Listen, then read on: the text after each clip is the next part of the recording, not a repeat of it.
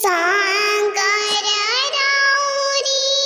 गलिया जी पापा शंकर राउरी दुआर शंकर राउरी गलिया जी पापा शंकर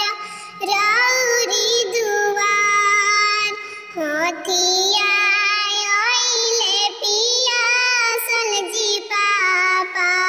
पोखरा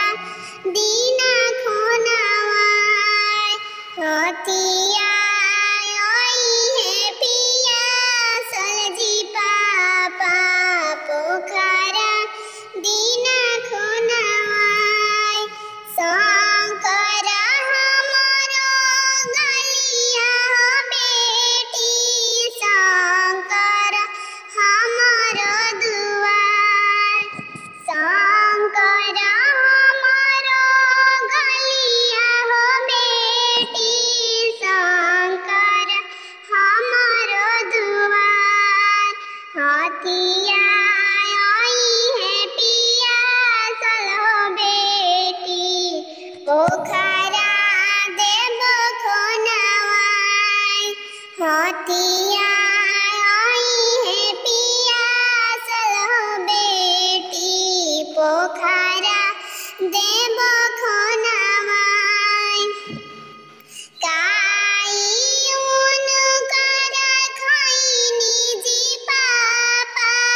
काई रखनी उधार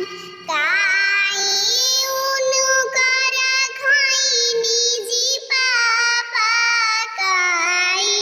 रखनी उधार कवने करने बलहरनी जी पापा साजन छेकले दुआर कवने करने बलहरनी जी पापा साजन छेकले दुआर पानामा उनकर खैनी हो बेटी फूलवा रखनी उधार